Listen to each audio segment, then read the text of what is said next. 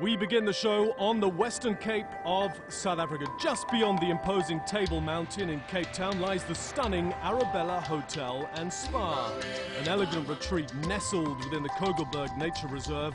It is within these calming vistas where we caught up with the Proteas as they focus on an upcoming season that promises so much.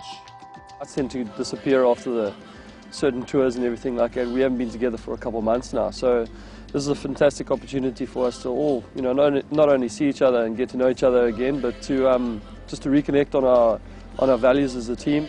And it's not just the current players that have gathered here. Part of the team-building philosophy that coach Gary Kirsten has installed includes inviting former South African legends to attend, and it's meant to foster the bonding values that will hopefully translate to better performances on the pitch.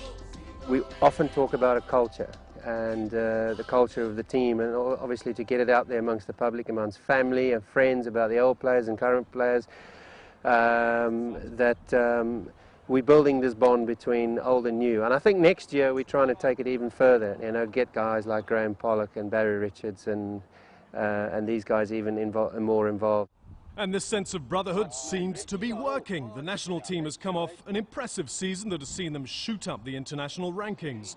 They are second in all three formats of the game, and in Test cricket they have not been beaten in an away series since 2006. Next up for them, a mammoth tour of England, which includes a 3-match Test series, 5 one-dayers and 3 T20 matches.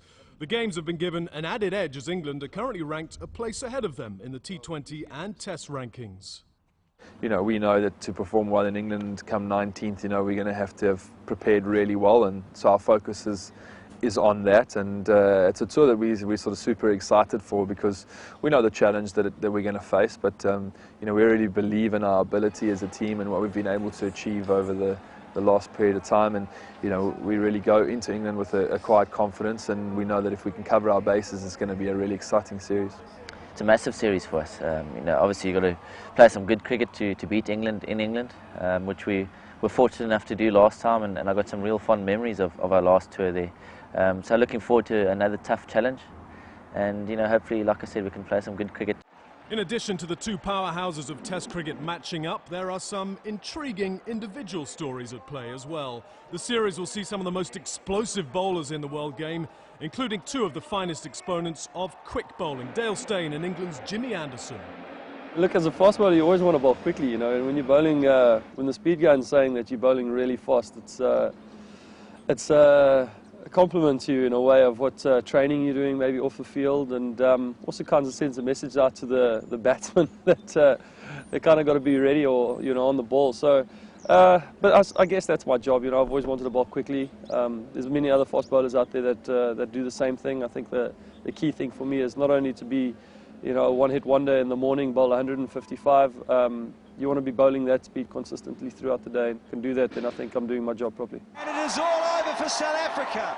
But despite impressive and consistent performances over the years, a complaint that continues to dog the national side is their lack of trophies. For all their talent, South Africa has never won an ICC Cricket World Cup. It has led critics to question their ability to deliver in the white-hot intensity of tournament cricket. Look, I think you get short of words nowadays, because you've come up with so many different answers over the periods of time. But I really believe that once this team achieves one of those things once, that they'll go on to win many, many more.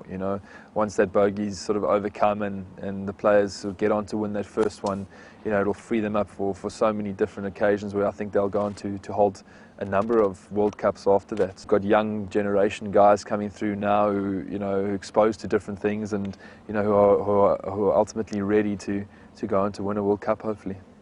Well, the team will have that chance to get it right later in the year, of course, when they head to the subcontinent for the ICC World T20. They're in a group which includes host Sri Lanka and Zimbabwe. They will be expecting to qualify from the group stage, but are aware of how hard the tournament will be. In the short format of the game, it's difficult to single out one or two teams. It's on the day, and throughout the tournament you need a little bit of luck to go your way. So to single out one or two teams is very tough. If we want to do well in that tournament, we're going to have our wits about us and play some good, consistent cricket, pretty much every game. Yeah, I hope in the T20 this year that the team is very successful. it'd be wonderful if we can go on to win it and really put in some really outstanding performances. You know, I think you certainly have the capabilities, and as I said earlier, you know, I think we sort of one tournament victory away from many. You know, there's a lot of cricket building up to that, and hopefully we'll be real battle hardened by the time the guys get there. This year is set to be a defining one for the Proteas, a trip to the home of one of their bitterest rivals with a chance of taking their Test team crown, then a chance to exercise their demons on the world stage. It's the calm before the storm, and they would not have it any other way.